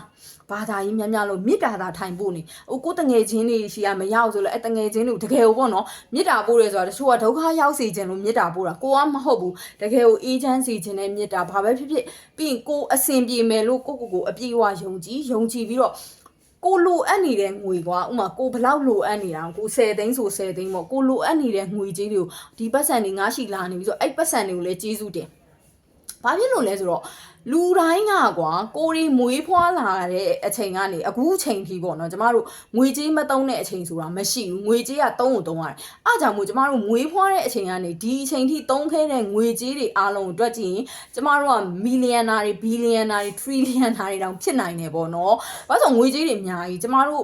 မွေးတယ်ဆိုတော့ကျမတို့မိခင်တွေကကျမတို့ကွာအနေဆုံးလက်တယ်နဲ့မွေးအောင်လက်တယ်ကိုပတ်စံပေးရမယ်ဆေးရုံမှာမွေးဆေးရုံကိုပေးရမယ်ကွာအထူးကန်းမှာမွေးအထူးကန်းပေးရတယ်ခွဲမွေးတဲ့သူတွေဆိုရင်လည်းခွဲမွေးကပေးရတယ်ပေါ့နော်အဲ့လိုမျိုးတွေနဲ့ပြီးရင်ကျမတို့ဝစ်ဖို့စာတင်ဖို့ပညာသင်ကြားဖို့ပြီးရင်ကျင်းတရားနေတိုင်းစားရတော့ရတယ်မစားမတော့ရပဲနဲ့အသက်မရှင်ဘူးအဲ့ဒါတွေကဘာလဲဆိုရင်ဒီပတ်စံရှိမှရတာပါအဲ့တော့တချို့လူတွေကလေပတ်စံအလကားပဲပတ်စံအန်နေရပတ်စံရှိရင်ဘလို့ပျက်စီးတာအဲ့ဒါကလေပတ်စံပျက်စီးတာမဟုတ်ပါဘူးเนาะလူကမကောင်းလို့ပါเนาะမကောင်းတဲ့သူတွေကလေပြက်ကိုပျက်စီးတာမကောင်းတဲ့သူကပြက်ကိုပြက်စီးတာပတ်စံကိုလည်းတန်မိုးမထားတာပေါ့နော်အဲ့တော့တန်မိုးထားပါဒီပတ်စံကိုလည်းတန်မိုးထားပါချစ်ပါပြီးရင်ကျေးဇူးတင်ပေးပါဒီပတ်စံရှိနေလို့ဒါကျမတို့ဒီလိုမျိုးပေါ့နော်ဘာပဲဖြစ်ကျမတို့မွေးဖွားတဲ့အချိန်ကနေယခုအချိန်ထိသုံးဆွဲခဲ့တဲ့ငွေကြေးတွေအားလုံးကိုလည်းကျေးဇူးတင်ပေးပါဖြစ်နိုင်ဒီညလေးလုပ်ပေးပါနော်ဒီညလေးလုပ်ပေးပါကျမလည်းဒီဗီဒီယိုလေးကိုမရရအောင်တင်ပါမယ်ပေါ့နော် line မကောက်ရင်လည်းဟို data နဲ့ဟိုတင်ပေးမယ်နော်အားလုံးမြင်ကြပါစေလို့ဆုတောင်းပေးပါတယ်အဲ့တော့ဒီငွေကြေးကိုကျေးဇူးတင်ပါပြီးမွေးဖွားတဲ့ချိန်ကအခုချိန်ဒီကိုကျေးဇူးတင်ပြီးရင်ကိုရီစားနေတောက်နေရတာကျေးဇူးတင်နောက်ဆုံးကကိုသုံးနေတဲ့ငွေကြေးတွေအားလုံးကျေးဇူးတင်အကျွေးတက်ဆက်ဆရာရှိလဲအဲ့အကျွေးဆက်ရမယ့်ဟာကိုကျေးဇူးတင်ပြီးရင်ကိုချီးထားတဲ့သူတွေကိုလည်းကျေးဇူးတင်ဘာမဆိုနောက်ဆုံးတစ်ဆင့်ကိုသုံးနေရတဲ့အရာတွေအကုန်လုံးကျေးဇူးတင်နောက်ဆုံးကိုရှိမှာငွေသား90ပဲရှိရှိ100ပဲရှိရှိ200ပဲရှိရှိအဲ့ပတ်စံလေးကိုကျေးဇူးတင်အဆင်ပြေသွားလိမ့်မယ်နော်အဲ့တော့အားငယ်မနေပါနဲ့မေတ္တာတရားနဲ့နေပါကဲဟုတ်ပါ king or cup လုံးဝမေတ္တာကပ် unconditional love နဲ့မေတ္တာနဲ့သာနေဒီမှာတွေ့လားငွေကြီးတွေကလေပရိသာပင်တီးတယ်လို့မျိုးကိုအလိုလိုအိမ်မှာငွေပင်ပေါက်လာသလိုမျိုးအဆင်ပြေမှာနော်အဲ့တော့ဂရုတူးလေးတွေလောက်ကိုလောက်ရမှာမေတ္တာပို့ဖို့ပဲเนาะအဲ့တော့နည်းနည်းလေးမေတ္တာတရားလေးတွေပြက်ကွက်နေလားနည်းနည်းဒေါသတွေအားငယ်မှုတွေဝမ်းနည်းမှုတွေဝင်နေတယ်ဆိုရင်မေတ္တာထားပါကိုငွေချင်းနဲ့ပတ်သက်ပြီးကူညီတဲ့သူတွေကိုလည်းမေတ္တာထားပါပြီးရင်အဲ့ဒီပတ်စံကိုမေတ္တာထားဖို့မမေ့ပါနဲ့เนาะပတ်စံကိုကျေးဇူးတင်ပါပတ်စံရှိမှပတ်စံရှိမှာပေါ့နော်ချို့ပြောကြတယ်ပတ်စံဆိုတာဘလို့ဖြစ်တယ်ပတ်စံရှိရင်ပျက်စီးတယ်ဆိုဘာဖြစ်လို့ပတ်စံပျက်စီးရမဟုတ်လူကပျက်စီးရနော်ကျမတို့အခုတရားဓမ္မလုပ်ချင်အောင်မှာကွယ်ရိတ်တာသွားဝင်ဟိုတခုခုပေါ့ကျမတို့အိယာအခင်းတွေဘာတွေဆိုဝယ်နိုင်မှနောက်ဆုံးကကျမတို့အခုလေးလာနေဆိုအဲ့လေးလာခြင်းနဲ့ရာစာအုပ်ပတ်စံရှိမှဝယ်ဖတ်လို့ရမှာနော်အဲ့ဒီအတွက်ကြောင့်ဒီငွေကြေးကအရန်လိုအပ်ပါတယ်အဲ့တော့ငွေကြေးကိုချစ်ပေးပါငွေကြေးကိုမမုန်းပါနဲ့နော်မေတ္တာထားပေးပါရှင်ကျမတို့ဒီ reading လေးက group 2လေးတွေအတွက်အထောက်ပံ့ကောင်းလေးဖြစ်ပါစေလို့ဆုတောင်းပေးပါတယ်ပြီးတော့ပေါ့နော်မေတ္တာတရားတွေနဲ့ရှင်းသန်နိုင်တဲ့သူတွေဖြစ်ပါစေဗီဒီယိုလေးတွေလာရောက်ကြည့်ရှုတဲ့အတွက်ကျေးဇူးတင်ပါတယ်နောက်ဗီဒီယိုကြရင်လည်းထပ်တွေ့ကြပါမယ်နော် bye bye အားလုံးပဲမင်္ဂလာပါရှင်ဒါကတော့ group 3လေးတွေရွေးထားတဲ့ခေါင်ရမ်းပန်းလေးတွေဖြစ်တယ်ပေါ့နော်ဒီခေါင်ရမ်းပန်းလေးကတော့ကျွန်မငငယ်တုန်းကဆိုအရန်ကြိုက်တာပေါ့နော်ကျွန်မမေရွာကိုသွားပြီးဆိုရင်ရွာထဲမှာဒီခေါင်ရမ်းပန်းပေးနေအများကြီးရှိတာပေါ့နော်ကျွန်မအရန်ကြိုက်တာအဲ့ဒါကိုကျွန်မတို့ရွယ်သူတွေကပြောတာပေါ့နော်ရွာမှာကြတော့ဘာတော့ဒီကအတုပဖြင့်ပြင်လာလားမသိပါဘူးကွယ်အဲ့လိုမျိုးပေါ့နော်ပြောကြရမယ်ဒါမှကျွန်မအဲ့လိုအယူတွေကငငယ်တွေကတိတ်မရှိဘူးပေါ့နော်ငငယ်တွေကလည်းအဲ့လိုမျိုးတွေတိတ်ပြီးတော့ကြောက်ဘူးသူရဲကောင်းကြီးအဲ့တော့ဒီခေါက်ရမ်းပန်းလေးကိုကျွန်မဒီနေ့ကကျွန်မအိမ်မှာရှိတာတော့မဟုတ်လမ်းမှာတွေ့လို့ခူးလာတာပေါ့နော်မနက်တည်းက reading ရိုက်မယ်ဆိုနေရဖြစ်တယ်မှာနည်းနည်းလေးတော့နွမ်းသွားတယ်မိုးရွာထဲမှာခူးလာလို့ကဲအဲ့ဒီတော့ group 3လေးတွေနောက်လာမဲ့လတွေမှာပေါ့နော် group 3လေးတွေကဘယ်လိုအခွင့်အရေးတွေရလာမလဲဘယ်လိုတကားတွေကိုဖြတ်ကျော်ရမလဲဘယ်လိုຢာတွေက group 3လေးတွေကိုစောင့်ကြိုနေလဲဝါမိုက်လိုက်တာ magic ကျမအရန်ကြိုက်တယ် magic ကိုမော်ဆန်းဟိုအရန်ကြိုက်တယ်ဟိုကျမကပေါ့နော်ဒီတာရော့ကို မော်ဆန်ဆန်မဟုတ်လို့ဒါပြောတာပေါ့နော်အမှန်တကယ်တော့မော်ဆိုတာဘာလဲဆိုရင်တော့တခုခုအလှည့်ပြောင်းလုပ်လိုက်တာပေါ့နော်မော်ဆိုတဲ့စကားလုံးကြီးကဒါမော်ဖြစ်သွားတာကွာအမှန်တကယ်တော့အခုကျွန်မ group 2ဆိုရင်လည်းပြောတယ်ပေါ့နော်ကျွန်မ gratitude အရန်လုပ်တယ်ပြီးရင်အဲ့ gratitude ကိုလည်းကျွန်မယုံကြည်တယ်ပေါ့နော်အဲ့ gratitude ဆိုတာအဲ့ magic ပဲမော်ပဲဘာလို့ဆိုတော့လေမေတ္တာတရားပေါ့ဒီဘယ်အရာမဆိုလေပြောင်းလဲနိုင်တာမေတ္တာတရားပဲအဲ့မေတ္တာတရားထားမှသာပြောင်းလဲတာအဲ့ဒါကြောင့်မို့ကျွန်မပြောရပါတော့ကျွန်မဆိုရင်ဒီရတရားတွေဘာတွေကျွန်မလုံးဝမချေဘူးဆိုတာတကယ်ကိုကျွန်မမချေတာဘာဖြစ်လို့လဲဆိုတော့ကျွန်မမှာခံရမယ့်ဝေကျွေးတွေပိုင်းကျွန်မခံအောင်ခံမယ်ကျွန်မဟာဆိုဒါလည်းကြည်ပါပြီးရောပေါ့နော်တကယ်လို့ကျွန်မကဒီဘယ်အရာမဆိုတော့ကျွန်မမေတ္တာတရားနဲ့ကြော်ဖြတ်တယ်ဒီမေတ္တာတရားနဲ့ကြော်ဖြတ်နိုင်သွားတဲ့အရာတွေဆိုရင်ဒါ magic ပဲเนาะတကယ်လို့ဒီဟာကကိုမေတ္တာထားတာမအောင်မြင်ဘူးဆိုရင်အော်ဒါငါရဲ့ဝေကျွေးတွေပေါ်လီဆိုပြီးတော့ကျွန်မအဲ့လိုအဆုံးသတ်တယ်ပေါ့เนาะဒါကတော့ magic အရန်မိုက်ပါတယ်ဒီမှာကီးလေးပေါ့နော်ကီးလေးတစ်ချောင်းဖြစ်ပါတယ်တဲ့မင်းတို့ရရှိမှာနောက်လာစပြီးတော့မင်းကကီးလေးတစ်ချောင်းရရှိမယ်အဲ့ဒီကီးလေးကဘာလဲဆိုရင်တော့အရန်ကိုမှော်ဆန်တဲ့အရာလေးပေါ့နော်မှော်ဆန်တဲ့အရာဖြစ်တဲ့အတွက်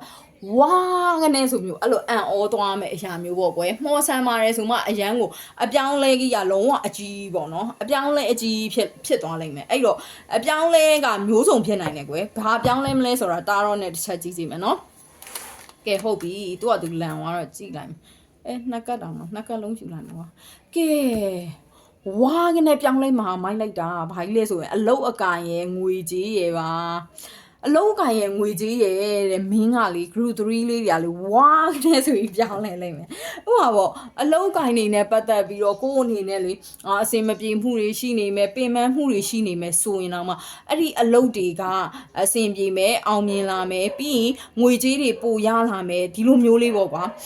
ဒါမှမဟုတ်ရင်လေကိုယ့်ရဲ့ငွေကြီးလမ်းချောင်းတွေပွင့်လာတာမျိုးပေါ့နော်ဒီမှာဆိုငွေပင်လေးဆိုင်တာအောက်မှာတော့အမြင့်ကနေငွေတွေအဲ့ဒီငွေတွေကနောက်ဆိုရင်အသီးပွင့်တွေရလာမှာပေါ့နော်အဲ့လိုမျိုးလေးအဲ့တော့အလုံးကင်နဲ့ငွေကြေးမှာတဲ့မင်းကတဲ့ဒီလိုမျိုးပေါ်ဆန်ဆန်လေးပြောင်းလဲလာပြီးတော့မင်းတို့ဝါးကနေဖြစ်မဲ့ energy မျိုးလေးဖြစ်ပါတယ်တဲ့ကဲအဲ့ဒီတော့အများကြီးပြောစရာတိတ်မပေါ်ဘူးပေါ့နော်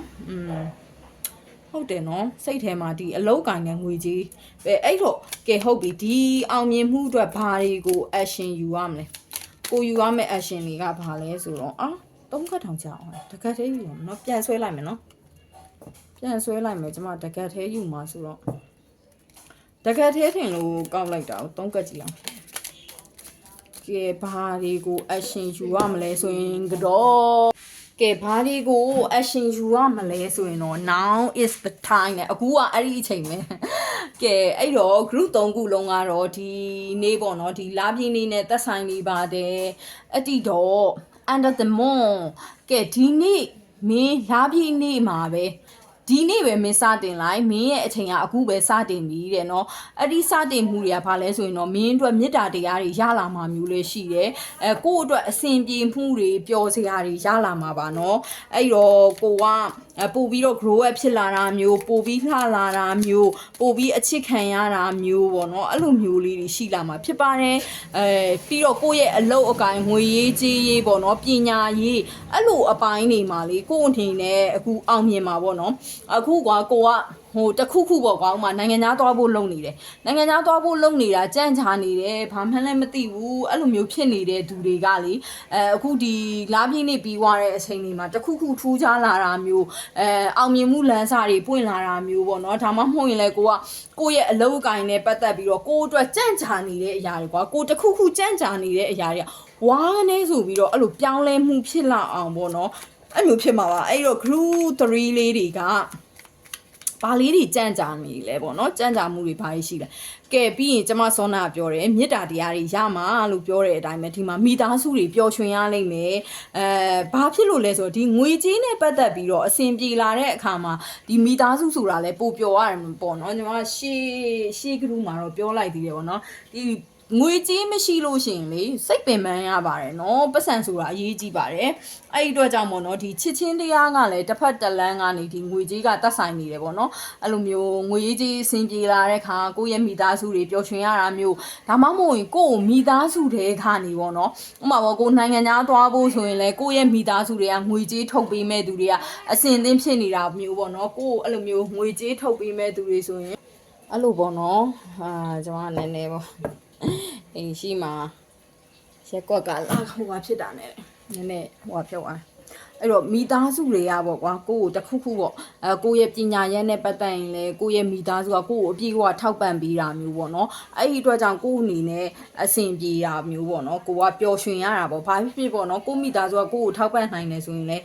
းကိုပျော်ရတာပေါ့နော်ကဲအဲ့ဒီတော့ဘလို့အောက်ခန်းမျိုးတွေရရှိလာမလဲပေါ့နော်ကိုယ့်ရဲ့ရရှိတဲ့ရလက်လေးကိုကြည့်လိုက်ပါမယ်ရရှိတဲ့ရလက်လေးကိုကြည့်လိုက်ပါမယ်တင်းတင်းရရှိမဲ့ရလက်လေးကတော့ကို့အနေနဲ့အရန်ကိုလှပတော့ကိုယ့်ရဲ့ဒေါင်းကနေပေါ့နော်ဥမာတချို့တွေဆိုပြောရလေဟာဒေါင်းမျိုးတို့ခွေးမျိုးတို့သိမလားအဲ့လိုပြောတဲ့အတိုင်းပဲဒီဒေါင်းမျိုးဆိုတာလေးကအဲ့ဒီအတွေးလေးကပေါ်လာပြီးတော့ဗာလဲဆိုရင်တော့ကိုကဒီငငယ်တော့အထက်ပို့ပြီးတော့ grow up ဖြစ်လာတာကိုယ့်ရဲ့ဟို energy တွေကပိုကောင်းလာတာပိုပြီးလှလာတာစောနာလည်းပြောရနော်ပိုလှလာတာမျိုးလို့ပြောလိုက်သေးရဲ့နော်အဲ့လိုမျိုးပဲ group 3လေးတွေကပိုလှလာမဲ့သူတွေပါတယ်ပေါ့နော်ပိုပြီးတော့လှလာမယ်ပိုပြီးတော့ပြည့်စုံလာမယ်ကိုယ့်ဘဝကြီးอ่ะပေါ့နော်ပို့ပြီးတော့တောက်ပလာမယ်ပို့ပြီးတော့ရဲရင်လာတယ်ပေါ့နော်တတိတွေရှိလာတယ်ယုံကြည်ချက်တွေအပြည့်ရှိလာတာမျိုးပေါ့နော်ပြီးရင်အဲ့လိုယုံကြည်ချက်ရှိတယ်ဆိုတာလဲဒါကိုကအဆင်ပြေနေလို့ပေါ့နော်အဲ့လိုမျိုးလေးတွေအဲ့လိုမျိုးလေးတွေဖြစ်မယ်နော်ပြီးရင်ဒီဒေါင်းလေးကလည်းအရန်လာပြီးတော့ဒီဟာကနည်းနည်းပေါ့နော်ခွတ်မဲ့ပုံစံမျိုးပေါ့နော်အဲ့လိုပြီးရင်ဒါခွတ်မဲ့ပုံစံမဟုတ်ပါဘူးဘာဒေါင်းကအပီးတွေကားထားတော့လေဒါပါတော့အလှပြတာပေါ့နော်အဲ့လိုအလှပြတဲ့ပုံစံမျိုးဖြစ်တဲ့အတွက်ကိုကလူတွေကြားထဲမှာပို့ပြီးတင့်တယ်လာတာမျိုးပို့ပြီးတော့ကွာသိရမလားလူတွေရဲ့ဟိုချီးကျူးမှုအာယုံပြုမှုပေါ့ကွာအဲ့လိုမျိုးလေးစားမှုတွေပိုရလာတာမျိုးပေါ့နော်အဲ့လိုမျိုးလေးတွေဖြစ်လာပါလိမ့်မယ်တဲ့အဲ့တော့ group 3တွေကတော့ကောင်းပြီးသားပါကဲပြောတဲ့အတိုင်းပဲငငယ်လုံးအထက်ပို့ပြီးတော့ grow up ဖြစ်လာမယ်ဆိုတဲ့အတိုင်းပဲကိုယ့်ရဲ့ငငယ်လုံးအနဲ့ဒီကြီးတဲ့အချိန်မှာပေါ့နော်တကယ်ကိုငငယ်တော့အထက်ကိုပြောင်းလဲလာတာမျိုးပေါ့နော်အခုအချိန်မှာပြီးရင်ကိုယ့်ရဲ့ညံရီကပို့ပြီးတော့ကောင်းလာတာမျိုးပေါ့ကွာအရင်ကဆိုရင်ကွာကိုကိုယုံကြည်ချက်တွေပျောက်ဆုံးနေတာမျိုးပေါ့နော်ဥမာကွာငါနိုင်ငံသားမှာပညာသွားသင်ချင်လိုက်တာငါအစင်လည်းမပြေငါဘယ်ကဘလို့သွားရမလဲဆိုတဲ့အချိန်မှာဥမာလမ်းကြောင်းကလည်းပွင့်လာတယ်အဲ့လိုလမ်းကြောင်းပွင့်တဲ့အချိန်မှာကိုယ့်ရဲ့မိသားစုကလည်းကိုယ့်ကို supporting အပြည့်ပေးမယ်ဆိုတော့ကိုယ့်အနေနဲ့အရန်ပျော်ရတာပေါ့ကို grow up ဖြစ်သွားပေါ့ဒါမှမဟုတ်လေကိုကအလုံးလုံးချင်တဲ့သူဆိုအော်ငါအလုံးလုံးချင်လိုက်တာငါမှဘလို့အလုံးလုံးရမလဲမသိဘူးငါရှာလို့လည်းမရဘူးဒီအချိန်ခိုင်းမှာအလုပ်တွေကရှာနေဆိုအဲ့လိုမျိုးပေါ့ကိုယ့်အနေနဲ့တခုခုပေါ့နော်အဲ့လိုမျိုးလုပ်တဲ့အရာတွေကအောင်မြင်လာပြီးတော့ကိုယ့်အတွက်ဝါးကနေဆိုမျိုးအဲ့လိုမျိုးပျော်ရွှင်ရတဲ့အရာလေးတွေဖြစ်လာတာပေါ့နော်ပြီးရင်တော့ဗာလဲဆိုရင်တော့အဲ့လိုမျိုးလေးတွေဖြစ်လာလို့ရှိရင်ပေါ့နော်နည်းနည်းတော့လောဘမကြီးပါနဲ့ပေါ့နော်ပြောချင်တာကဗာလဲဆိုရင်တော့ဒီမှာကလောဘကြီးလို့မရဘူးပေါ့နော်ဥမာကိုကလောဘကြီးတယ်အဲ့မှာရတယ်ကွယ်အခုဒီအခွင့်အလမ်းတစ်ခုကရတယ်ဆိုကိုယ်အနေနဲ့စတင်ရမယ်အလုပ်တစ်ခုလုပ်ချင်တယ်အဲ့ဒီအလုပ်ကရတယ်ဒါပေမဲ့ရမယ့်ဟာကကိုကလိုချင်တာတစ်လောက်ကိုသိန်း30 40ပေါ့ကွာဒါပေမဲ့ရမယ့်ဟာ10သိန်းပေါ့အဲ့ဒီချိန်မှာဟာမရဘူးလားစားဘလို့ဖြစ်တယ်ဘာညာပေါ့နော်လူတွေကလေအဲ့လိုမျိုးလေးကျွန်မမြင်ရတယ်ပေါ့နော်တချို့ဆိုရင်လည်းသိရမလားဟာလားစားလည်းကောင်းတယ်ဒါပေမဲ့ဟိုဖယ်ရီကမကြိုလို့ဘာဖြစ်တယ်တို့ညာဖြစ်တယ်တို့ပြီးရင်ဒီအလုပ်ကိုအချိန်တွေအများကြီးပိုခိုင်းလို့ပေါ့နော်အဲ့လိုမျိုးတွေပေါ့နော်အဲ့လိုမျိုးလေးတွေဖြစ်တဲ့အတွက်ကြောင့်အဲ့လိုအခက်ခဲလေးတွေကတော့ရွေးချယ်ခွင့်မရှိပါဘူးအဲ့လိုမျိုးလေးတွေပေါ့နော်ကိုလိုချင်တဲ့အတိုင်းဇင်းလုံးချောကြီးတော့ရမှာမဟုတ်ဘဲနဲ့ကိုအနေနဲ့အခက်ခဲလေးတွေတော့ရှိတတ်တယ်အဲ့လိုမျိုးလေးတွေဖြစ်ခဲ့ရင်တော့မှပေါ့နော်ကျမအနေနဲ့ပြောချင်တာကတော့မငင်းမဲနဲ့ပေါ့နော်ဆက်လက်ကြိုးစားစေချင်ပါတယ်ဘာလို့ဆိုတော့တချို့အရာတွေကကိုယ့်ရဲ့အရေးချင်းနဲ့ကိုကအရန်တော်လာတယ်ဒီအလုပ်တစ်ခုမှာကိုက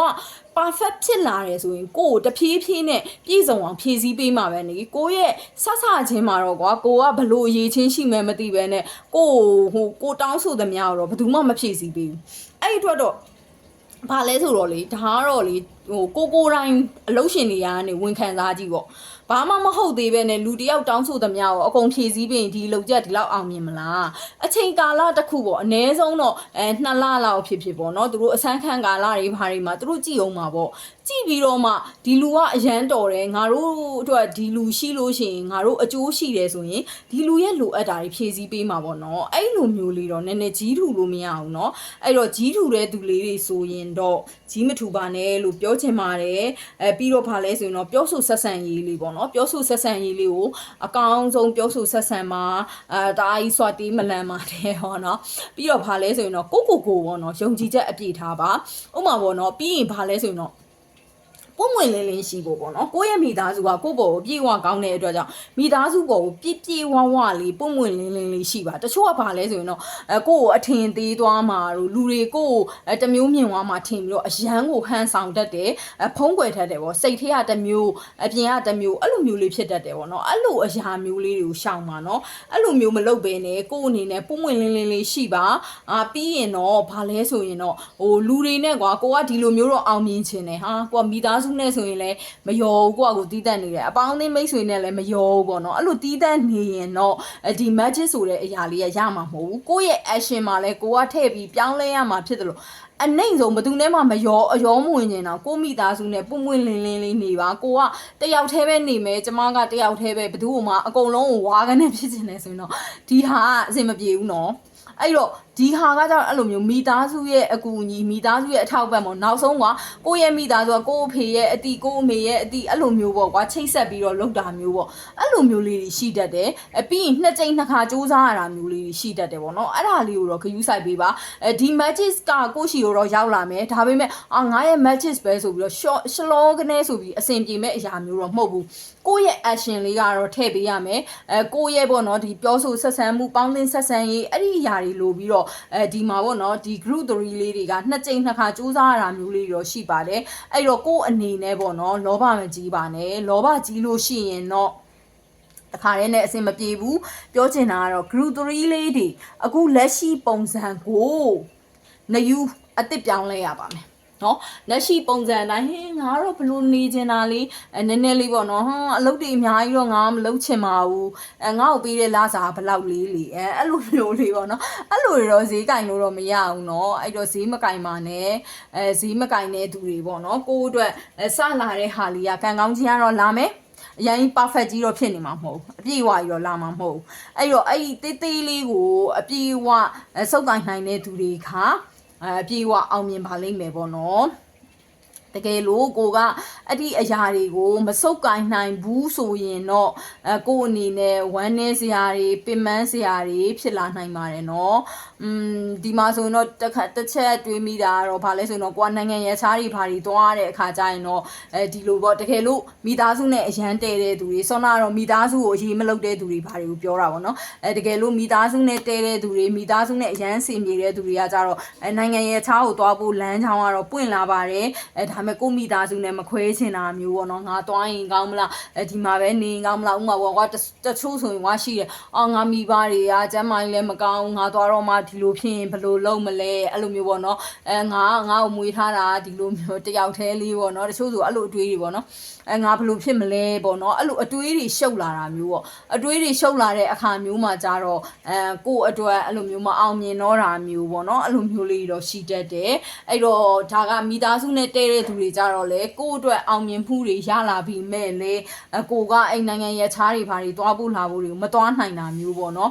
ဘာဖြစ်လို့လဲဆိုတော့ကိုယ့်အတွက်ပေါ့နော်ကိုအပြင်မှာတော့ပြောနေကိုယ့်ရဲ့စိတ်ထဲမှာပူပင်နေတာမျိုးပေါ့နော်အဲ့လိုမျိုးလေးတွေရှိတတ်တယ်နော်